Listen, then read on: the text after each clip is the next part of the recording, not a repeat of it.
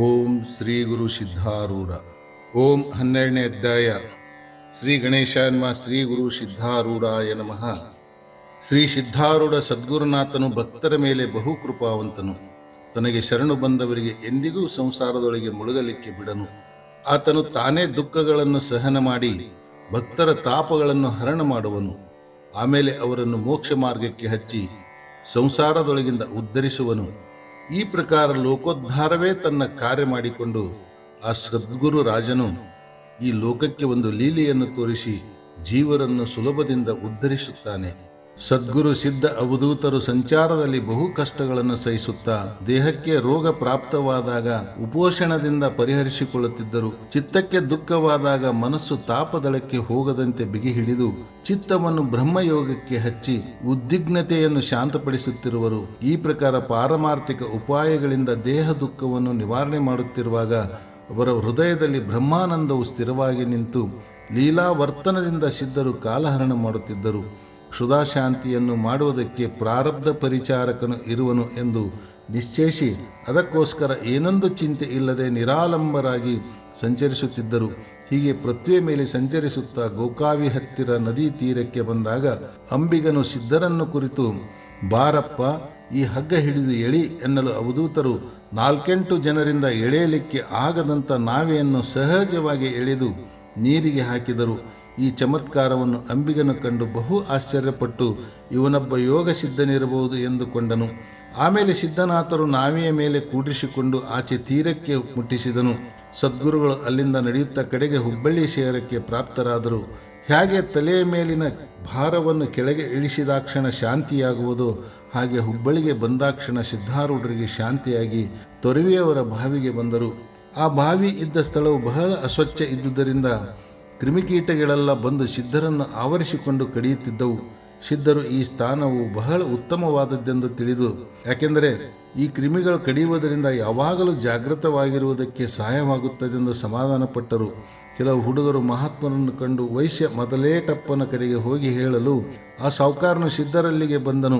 ಆತನು ಅತ್ಯಂತ ದಯಾಭಕ್ತಿಯುಕ್ತನಾಗಿ ಸಿದ್ಧರನ್ನು ಕೈ ಹಿಡಿದು ತನ್ನ ಮನೆಗೆ ಕರೆದುಕೊಂಡು ಹೋಗಿ ಅವರಿಗೆ ಸ್ನಾನ ಮಾಡಿಸಿ ಶುಭ್ರ ವಸ್ತ್ರಗಳನ್ನು ಧಾರಣ ಮಾಡಿಸಿ ಮೃಷ್ಟಾನ್ನವನ್ನು ಭೋಜನ ಮಾಡಿಸಿದನು. ಆಮೇಲೆ ಶಯನಕ್ಕೆ ಮೃದುವಾದ ಶೆಯೆಯನ್ನು ಕೊಟ್ಟು ಸಾಹುಕಾರನು ಒಳಗೆ ಹೋದ ಕೂಡಲೇ ಸಿದ್ಧರು ವಸ್ತ್ರಗಳನ್ನೆಲ್ಲ ಅಲ್ಲೇ ಬಿಟ್ಟು ತಾವಿದ್ದ ಬಾವಿಗೆ ಬಂದರು. ಸಾಹುಕಾರನು ಬಂದು ಸಿದ್ಧರು ಇಲ್ಲದನ್ನು ಕಂಡು ಅತ್ತಿತ್ತ ನೋಡಲಾಗಿ ಮಹಾತ್ಮರನ್ನು ಕಾಣಲಿಲ್ಲ. ಇಂಥ ವೈರಾಗಿ ಪುರುಷರು ವಿಷಯ ಸುಖವನ್ನು ತುಚ್ಛವೆಂದು ಮನ್ನಿಸುತ್ತಾರೆ ಎಂದು ತಿಳಿದು ಸಾಹುಕಾರನು ಸುಮ್ಮನಾದನು. ಈ ವಾರ್ತೆಯನ್ನು ಕೇಳಿ ಗುರುಲಿಂಗ ಶಾಸ್ತ್ರಿಯು ಇತರ ಕೆಲವು ಭಕ್ತರನ್ನು ಕೂಡಿಕೊಂಡು ಸಿದ್ಧಗುರುಗಳ ಕಡೆಗೆ ಬಂದು ಪ್ರಶ್ನೆ ಮಾಡಲು ಸಿದ್ಧರು ಯೋಗ್ಯ ಉತ್ತರಗಳನ್ನು ಕೊಡುತ್ತಾ ಅವರ ಶಂಕೆಯನ್ನು ಪರಿಹರಿಸುತ್ತಿದ್ದರು. ಇದನ್ನು ಕಂಡು ಸರ್ವಜನರು ಆನಂದ ಪಡುತ್ತಿದ್ದರು. ಒಂದಾನೊಂದು ದಿನ ಬಸವಣ್ಣನೆಂಬ ಭಕ್ತನು ಸಿದ್ಧಮುನಿಗಳ ಸಮ್ಮುಖಕ್ಕೆ ಬಂದು, ಸ್ವಾಮಿ, ನಮ್ಮ ಮನೆಯಲ್ಲಿ ಯೋಗ ವಾಸಿಷ್ಠ ಗ್ರಂಥ ನಡೆಸಲಿಕ್ಕೆ ತಾವೇ ಅಲ್ಲಿಗೆ ದಯಮಾಡಿಸಬೇಕೆಂಬ ಅಪೇಕ್ಷೆ ಇದೆ ಎಂದು ಪ್ರಾರ್ಥಿಸಲು ಸಿದ್ಧರು ತಮ್ಮ ಮನಸ್ಸಿನಲ್ಲಿ ಚಿಂತಿಸುತ್ತಾರೆ. ನನ್ನ ಸಾಧನವೆಲ್ಲ ಮುಗಿಯಿತು. ಈ ಪ್ರಾರಬ್ಧ ಶೇಷವನ್ನು ಅಜ್ಞ ಜನರ ಉದ್ಧಾರ ದಿಶೆಯಿಂದ ಯೋಜಿಸಬೇಕು ಎಂದು ಚಿಂತಿಸಿ ಬಸವಣ್ಣನ ಮನೆಗೆ ನಿತ್ಯ ಹೋಗಲಿಕ್ಕೆ ಆರಂಭ ಮಾಡಿದರು. ಅಲ್ಲಿ 4 ತಾಸು ರಾತ್ರಿ ಪರ್ಯಂತರ ಯೋಗ ವಾಸಿಷ್ಠ್ಯವನ್ನು ಹೇಳುತ್ತಿದ್ದರು. ಒಂದು ದಿನ ಗುರುಲಿಂಗ ಶಾಸ್ತ್ರಿ ಬಂದು ಸಿದ್ಧರನ್ನು ಕುರಿತು, ಆತ್ಮನು ದೇಹದಲ್ಲಿದ್ದಾನೆ ಎಂದು ನೀವು ಹೇಳುತ್ತೀರಿ, ಆತನು ನಮಗೆ ಏಕೆ ಕಾಣಿಸುವುದಿಲ್ಲ ಎಂದು ಪ್ರಶ್ನೆ ಮಾಡಲು ಸದ್ಗುರುಗಳು, ಒಂದು ಪ್ರಮಾಣಕ್ಕೆ ಗೋಚರವಾಗುವಂಥದ್ದು ಅನ್ಯ ಪ್ರಮಾಣಕ್ಕೆ ಪ್ರತೀತಿಯಾಗದು, ಸ್ಪರ್ಶಕ್ಕೆ ತಿಳಿಯುವಂಥದ್ದು ನೇತ್ರವು ಅರಿಯಲಾರದು. ಹಾಗೆಯೇ ಜ್ಞಾನಕ್ಕೆ ಆತ್ಮನು ನಿರ್ಧಾರವಾಗುವುದು ಅಜ್ಞಾನಕ್ಕಾಗದು. ಹಾಗಾದರೆ ಜ್ಞಾನವೆಂದರೆ ಏನಂತ ಹೇಳುತ್ತೇನೆ ಕೇಳು. ಪ್ರಥಮ ಆತ್ಮಾನಾತ್ಮ ವಿವೇಕ, ಅಲ್ಲಿಂದ ಅಹಂ ಬ್ರಹ್ಮಾಸ್ಮಿ ಜ್ಞಾನದ ತನಕ ವೃತ್ತಿಯನ್ನು ಸಾಧಿಸುತ್ತಿರುವಾಗ ಮೊದಲಿನ ಅನಾತ್ಮಕಾರ ಬುದ್ಧಿಯನ್ನು ತ್ಯಜಿಸಿ ಅದನ್ನೇ ಬ್ರಹ್ಮಾಕಾರ ಮಾಡುವಾಗ ಈ ಸಂಧಿಯಲ್ಲಿ ಯಾವ ನಿರ್ವಿಕಲ್ಪ ಜ್ಞಾನವಾಗುವುದೋ ಅದಕ್ಕೆ ಆತ್ಮನು ಗೋಚರನಾಗುವನು. ಅವನು ಹೇಗೆ ಗೋಚರನೆಂದು ಕೇಳಿದರೆ ಆವರಣ ನಿವೃತ್ತಿಯಾದ ಬುದ್ಧಿಯಿಂದ ತಿಳಿಯಲ್ಪಡುವನು ವಿನಃ ಘಟದಂತೆ ಜಡನಾಗಿರುವ ಇಂದ್ರಿಯಗಳಿಂದಲ್ಲ. ಇಂದ್ರಿಯಗಳಿಂದ ಆಗುವ ಶಬ್ದಜ್ಞಾನ ಮಾತ್ರವಿದೆ ವಿನಃ ಬೇರೆ ಅನುಭವವಿಲ್ಲ. ಆ ಕಾರಣ ಆತ್ಮನು ಕಾಣುವುದಿಲ್ಲ ಎಂಬ ಶಂಕೆ ಬರುತ್ತದೆ ಅನ್ನಲು ಆ ಶಾಸ್ತ್ರಿಯು ಸತ್ಯಮಾಚಾರ್ಯವರ್ಯ ಎಂದು ನುಡಿದು ಹೊರಟು ಹೋದನು. ಆ ಸ್ಥಾನದಲ್ಲಿ ಬಹುಜನ ಸಂಚಾರವಾಗುವುದನ್ನು ಕಂಡು ಸಿದ್ಧರು ಇದು ವಿಕ್ಷೇಪಕರವೆಂದು ಚಿಂತಿಸಿ ಡುಮಿಗೇರಿ ಎಂಬಲ್ಲಿಗೆ ಹೋಗುವಂಥವರಾದರು. ಅಲ್ಲಿ ಕಟ್ಟೆ ಮೇಲೆ ಸ್ವಸ್ಥ ಕೂತಿರುವರು ಮತ್ತು ದನ ಕಾಯುವ ಹುಡುಗರು ಕೂಡ ಆಡುತ್ತಾ ತೋಟಗಳಲ್ಲಿ ಹೋಗಿ ಹಣ್ಣುಗಳನ್ನು ಕದ್ದು ತಿನ್ನುತ್ತಾ ಸಗಣಿ ಅವರಿಗೋಸ್ಕರ ಆರಿಸುತ್ತಾ ಹೀಗೆ ಕಾಲ ಕಳೆಯುತ್ತಿದ್ದರು. ಒಂದು ದಿನ ಹುಡುಗರು ಕೂಡ ಒಂದು ಹಲಸಿನ ಹಣ್ಣು ಕದ್ದುಕೊಂಡು ಒಯ್ಯುತ್ತಿರುವಾಗ ತೋಟದವನ್ನು ಕಂಡು ಸಿದ್ಧರನ್ನು ಹಿಡಿದು ಹಣ್ಣು ಏಕೆ ಒಯ್ಯುತ್ತಿರುವಿ ಎಂದು ಕೇಳಲು ನಮಗೆಲ್ಲರಿಗೂ ತಿನ್ನಲಿಕ್ಕೆ ಎಂದು ಸಿದ್ಧರು ಉತ್ತರ ಕೊಟ್ಟರು. ಆಗ ಅವನು ಸಿಟ್ಟಿಗೆದ್ದು ಸಿದ್ಧರಿಗೆ 2 ಏಟು ಹೊಡೆಯಲು ಮಹಾತ್ಮರು ಆ ಹಣ್ಣನ್ನು ದೂರು ಬೀಸಿ ಒಗೆದರು. ಅದನ್ನು ಹುಡುಗರು ಎತ್ತಿಕೊಂಡು ಓಡಲು ಹಣ್ಣಿನವನು ಸಿದ್ಧರನ್ನು ಬಿಟ್ಟು ಆ ಹುಡುಗರ ಬೆನ್ನು ಹತ್ತಿ ಹೋದನು. ಆಗ ಸಿದ್ಧರೆಂದುಕೊಳ್ಳುತ್ತಾರೆ, ವೈಕುಂಠವಾಸಿಯಾದ ಶ್ರೀಕೃಷ್ಣನ ಮೇಲೆ ಸಹ ಶಮಂತಕಮಣಿ ಕದ್ದ ಅಪವಾದ ಬಂದಿತು. ಹೀಗಿರುವಾಗ ನಮ್ಮದೇನೋ ಅದಕ್ಕೂ ವಿಶೇಷ. ಕಳ್ಳತನದ ಅಪವಾದ ಬಂದು ಆತನಿಗೆ ಜಾಂಬವತಿ ಮತ್ತು ಸತ್ಯಭಾಮ ಇವರಿಬ್ಬರನ್ನು ವಿವಾಹ ಮಾಡಿಕೊಳ್ಳಬೇಕಾಯಿತು. ನಾನಾದರೂ ಅಂಥ ಸಂಸಾರದಿಂದ ಬಂಧಿಸಲ್ಪಡದೆ 2 ಏಟಿನಲ್ಲೇ ಬಿಡುಗಡೆ ಹೊಂದಿದನು. ತಪ್ಪಿಸಿಕೊಂಡು ಸಿದ್ಧರು ಓಡಿ ಹೋಗುತ್ತಿರುವಾಗ ಕರ್ಮಪಾಶದಿಂದ ಮುಕ್ತಿ ಎಂಬುದು ಹೀಗೆ ಅಂದುಕೊಳ್ಳುತ್ತಾ ಚಿದ್ಗನಾನಂದ ಸ್ವಾಮಿಗಳ ಸಮಾಧಿಯೊಳಗೆ ಸ್ವಸ್ಥರಾಗಿ ಆನಂದದಿಂದ ಮಲಗಿಕೊಂಡರು. ಆ ಕಾಲದಲ್ಲಿ ಅನೇಕ ಮಂದಿ ಲಿಂಗಾಯತರು ಮಹಾತ್ಮರ ಕಡೆಗೆ ಬಂದು ಪೂಜಾ ನಮಸ್ಕಾರಾದಿಗಳನ್ನು ಮಾಡಿಕೊಂಡು ಹೋಗುತ್ತಿದ್ದರು. ಸಿದ್ಧ ಸದ್ಗುರುನಾಥರ ಈ ಕೀರ್ತಿಯನ್ನು ಕೇಳಿ ಒಬ್ಬ ಲಿಂಗಾಯತನು ಬಹು ಮತ್ಸರದಿಂದ ರಾತ್ರಿ ಹೊತ್ತಿಗೆ ಅವರ ಕಡೆಗೆ ಬಂದು ಅನ್ನುತ್ತಾನೆ, ನೀನು ಲಿಂಗವಿಲ್ಲದ ಬವಿ ಇದ್ದು ಲಿಂಗಾಯತರ ಕಡೆಯಿಂದ ನಮಸ್ಕಾರ ಮಾಡಿಸಿಕೊಳ್ಳುತ್ತೀಯಾ? ಅದಕ್ಕೀಗ ನಿನಗೆ ತಕ್ಕ ಪ್ರಾಯಶ್ಚಿತ ಮಾಡುವೆನು. ಹೀಗೆಂದು ಆ ದುಷ್ಟಮತಿಯು ಕಟ್ಟೆಯ ಮೇಲೆ ಕೂತಿದ್ದ ಸಿದ್ಧರನ್ನು 2 ತೋಳಗಳಿಂದ ಹಿಡಿದು ಮೇಲಕ್ಕೆ ಎತ್ತಿ ಕಲ್ಲಿನ ಮೇಲೆ ಅಪ್ಪಳಿಸಿದನು.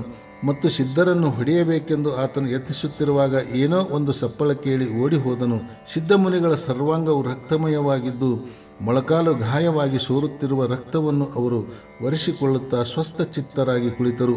ಪರ ಶರೀರದಂತೆ ಸ್ವಶರೀರವನ್ನು ನೋಡುತ್ತಿರುವ ಆ ಮಹಾತ್ಮರು ಚಿತ್ತದಲ್ಲಿ ದುಃಖಾನುಸಂಧಾನವಿಲ್ಲದೆ ಬ್ರಹ್ಮಾನಂದದಲ್ಲಿ ಸಂಲಗ್ನ ಚಿತ್ತರಾದರು. ಮರುದಿನ ಮುಂಜಾನೆ ನಿತ್ಯದಂತೆ 12 ಮಠದ ಸ್ವಾಮಿಗಳು ಬಂದು ಸಿದ್ಧರನ್ನು ನೋಡಿ ಮೈಯೆಲ್ಲ ರಕ್ತಮಯವಾದುದನ್ನು ಕಂಡು ಇದೇನಾಯಿತೆಂದು ಕೇಳಲು ಮಹಾತ್ಮರು, ಪ್ರಾರಬ್ಧವು ತಾನು ಭೋಗ ಕೊಟ್ಟು ಕ್ಷಯವಾಗುತ್ತದೆ. ಹೀಗೆ ವಿದೇಹ ಕೈವಲ್ಯನ್ನು ಸಮೀಪಕ್ಕೆ ತಂದು ನನಗೆ ಸಹಾಯವಾಗುವುದು ಅಂದರು. ಆಗ ಆ ಸ್ವಾಮಿಗಳು ಮನಸ್ಸಿನಲ್ಲಿ ಬಹಳ ತಳಮಳಗೊಂಡು ಸದ್ಗುರುನಾಥರನ್ನು ತಮ್ಮ ಮಠಕ್ಕೆ ಕರೆದುಕೊಂಡು ಹೋಗಿ ತಮ್ಮಲ್ಲಿ ಇಟ್ಟುಕೊಂಡರು. ಅಲ್ಲಿ ಬಹು ಪ್ರಕಾರ ಉಪಚಾರ ಮಾಡಿದ ಕೆಲವು ದಿನಗಳ ಮೇಲೆ ಗಾಯಗಳೆಲ್ಲ ಮಾದು ಸಿದ್ಧರು ಸಶಕ್ತರಾದರು. ಅನಂತರ ಅವಧೂತರ ಸ್ವಸ್ಥಾನಕ್ಕೆ ಹೋಗಿ ಪೂರ್ವದಂತೆ ಹಗಲೊಳಗೆ ದನ ಕಾಯುವ ಹುಡುಗರ ಕೂಡ ಆಡುತ್ತಾ ರಾತ್ರಿ ಕಾಲದಲ್ಲಿ ಚಿದ್ಗನಾನಂದ ಸಮಾಧಿಯೊಳಗೆ ಹೋಗಿ ಶಯನ ಮಾಡುತ್ತಿದ್ದರು. ಈ ಪ್ರಕಾರ ಸಿದ್ಧರು ಕಾಲಹರಣ ಮಾಡುತ್ತಿರುವಾಗ ಅವರ ದರ್ಶನಕ್ಕೆ ಬಹು ಜನರು ಬರತೊಡಗಿದರು. ಇದನ್ನು ನೋಡಲಾರದೆ ಮೂರ್ಖರಾದವರು ಆ ಮಹಾತ್ಮರ ಜೀವಕ್ಕೆ ಘಾತ ಮಾಡಲಿಕ್ಕೆ ನೋಡುತ್ತಿದ್ದರು. ಅವರ ಒಂದು ದಿನ ಮಹನೀಯರನ್ನು ಎತ್ತಿಕೊಂಡು ಹೋಗಿ ಒಂದು ಬಾವಿಯೊಳಗೆ ಚೆಲ್ಲಲು ಅಲ್ಲಿ ಕಲ್ಲು ಮುಳ್ಳುಗಳ ಮೈಗೆ ನಟ್ಟು ಬಹಳ ದುಃಖಪಟ್ಟರು. ಆದರೆ ಈ ಪ್ರಕಾರ ದುಃಖವನ್ನು ದ್ವೇಷರಹಿತರಾಗಿ ಸಹನ ಮಾಡುತ್ತಿರುವುದರಿಂದ ಸಿದ್ಧಾರೂಢರ ಮನಸ್ಸಿಗೆ ದಿನೇ ದಿನೇ ಶಾಂತಿ ಹೆಚ್ಚುತ್ತಾ ನಡೆಯಿತು. ಇಷ್ಟು ಮಾಡಿದರೂ ಸ್ವಾಮಿಗಳು ಸಾಯಲಿಲ್ಲವೆಂದು ಆ ಮೂರ್ಖರು ಒಮ್ಮೆ ಮಹಾತ್ಮರನ್ನು ಒಂದು ಹಾಳು ಬಿದ್ದ ಮನೆಯೊಳಗೆ ಹಾಕಿ ದ್ವಾರವನ್ನು ಭದ್ರಪಡಿಸಿ ಹೋದರು. ಅಲ್ಲಿ ಚಿಕ್ಕಾಡು, ಗುಂಗಾಡು, ಕಡಿಜೀರಿಗೆ ಹುಳ ಮುಂತಾದವುಗಳಿಂದ ಬಹಳ ದುಃಖವಾಗುವುದನ್ನೆಲ್ಲ ಸಹನ ಮಾಡುತ್ತಾ 3 ದಿವಸಗಳ ಪರ್ಯಂತ ಇರಲು ಪರಮಾತ್ಮನು ಬಂದು, ಪರಮಪ್ರಿಯನೇ ಏಳು ಏಳು, ನಿನ್ನ ಸಂಕಟವನ್ನು ಹರಣ ಮಾಡಲಿಕ್ಕೆ ಬಂದಿರುತ್ತೇನೆ ಎಂದು ಬಹು ಕರುಣೆಯಿಂದ ಹೊರಗೆ ಕರೆತಂದು ತನ್ನ ಹಸ್ತವನ್ನು ಸಿದ್ಧರ ಮೈ ಮೇಲೆಲ್ಲ ಸವರಲು ಅವರ ದುಃಖವೆಲ್ಲ ಶಾಂತವಾಯಿತು.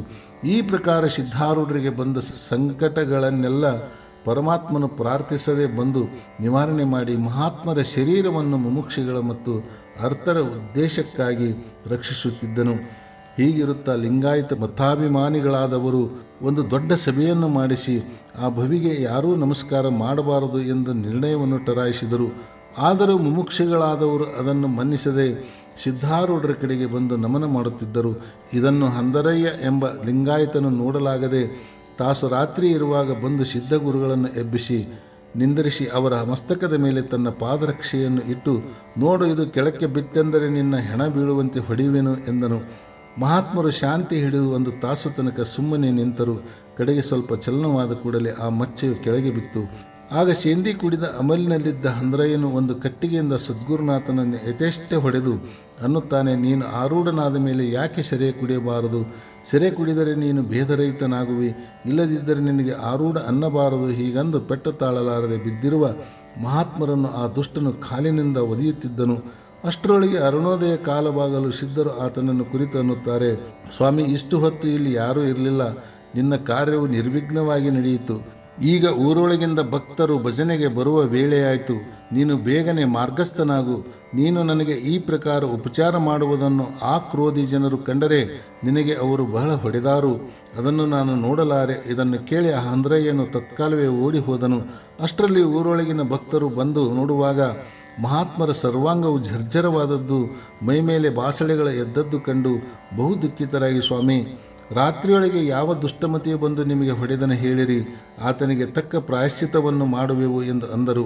ಅದನ್ನು ಕೇಳಿ ಸಿದ್ಧಾರೂಢ ನಸುನಗುತ್ತಾ, ಸಂಭವಿಸಬೇಕಾದದ್ದು ಸಂಭವಿಸಲೇಬೇಕು. ನೀವು ವ್ಯರ್ಥ ಚಿಂತೆ ಮಾಡಬೇಡಿರಿ. ಪ್ರಾರಬ್ಧದಿಂದ ಸುಖ ದುಃಖಗಳು ಬಂದ ಹಾಗೆಲ್ಲ ಕರ್ಮ ಕ್ಷಯವಾಗುತ್ತಿದೆ. ಅವುಗಳ ನಿವಾರಣಾರ್ಥ ಯತ್ನ ಮಾಡಿದರೆ ಅವೇ ಸಂಚಿತವಾಗಿ ಪುನರ್ಜನ್ಮಕ್ಕೆ ಕಾರಣವಾಗುತ್ತವೆ. ಆದ್ದರಿಂದ ಮೋಕ್ಷಾಧಿಕಾರಿಯು ಇತರರ ದೂಷಣ ವಂದನಾದಿಗಳಿಂದ ವಿಕಾರ ಹೊಂದದೆ ಅಂತಃಕರಣದಲ್ಲಿ ನಿರಂತರ ಶಾಂತಿಯನ್ನು ರಕ್ಷಿಸುತ್ತಿರಬೇಕು ಎಂದು ನುಡಿದ ಭಾಷಣವನ್ನು ಕೇಳಿ ಆ ಭಕ್ತಜನರೆಲ್ಲರೂ ಸದ್ಗದಿತರಾಗಿ ಕಣ್ಣುಗಳಿಂದ ಪ್ರೇಮಾಸ್ತ್ರಗಳನ್ನು ಸುರಿಸುತ್ತಾ, ಆಹಾ, ಸಾಕ್ಷಾತ್ ಪರಮಾತ್ಮನೇ ಅವತರಿಸಿರುವನು, ಇಲ್ಲದಿದ್ದರೆ ಇಂಥ ಶಾಂತಿ ಹೇಗಿರಬೇಕು ಎಂದು ಅನ್ನುತ್ತಾ ಆ ದಿನ ಬಹಳ ಹೊತ್ತು ಕುಳಿತುಕೊಂಡು ನಂತರ ಹೊರಟು ಹೋದರು. ಸಿದ್ಧರಿಗೆ ಹೊದ್ದುಕೊಳ್ಳಲಿಕ್ಕೆ ಯಾರಾದರೂ ದೋತರ ಕೊಟ್ಟರೆ ಯಾವನೊಬ್ಬ ಪಾಪಿನರನ್ನು ಬಂದು ಅದನ್ನು ಕಸಿದುಕೊಂಡು ಹೋಗುತ್ತಿದ್ದನು. ಸೀಗೆ ಹುಣ್ಣಿಮೆಯ ದಿವಸ ಸಿದ್ಧಾರೂಢರು ಹೆಗ್ಗೆರೆಯ ಕಟ್ಟೆಯ ಮೇಲೆ ಕೂತಿರಲು ಊರೊಳಗಿಂದ ಒಬ್ಬ ಲಿಂಗಾಯತನು ಅನ್ನದ ಬುಟ್ಟೆ ಹೊತ್ತುಕೊಂಡು ಹೋಗುವಾಗ ಕೈಯಲ್ಲಿ ಬೆಂಕಿ ಕುಳ್ಳ ಹಿಡಿದಿರುವನು. ಅವನ ಸ್ವಸ್ಥ ಕೂತಿದ್ದ ಸಿದ್ಧರನ್ನು ನೋಡಿ ಅನ್ನುತ್ತಾನೆ, ಇವನು ಸಾಧು ಅನಿಸಿಕೊಂಡು ಮೌನ ಹಿಡಿದು ಹೀಗೆ ಸುಮ್ಮನೆ ಕೂತು ಮಂದಿಗೆ ಹುಚ್ಚು ಹಿಡಿಸುತ್ತಾನೆ.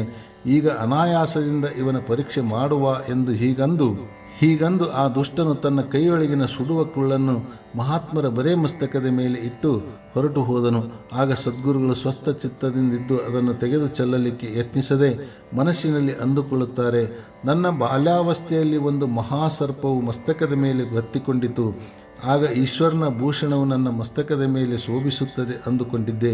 ಈಗಲಾದರೂ ಇದು ಪ್ರಭುವಿನ ತೃತೀಯ ನಯನವು ನನ್ನ ಶಿರದ ಮೇಲೆ ಬಂದಿರುತ್ತದೆ ಎಂದು ತಿಳಿದು ಸಮಾಧಾನದಿಂದ ಕುಳಿತಿದ್ದರು.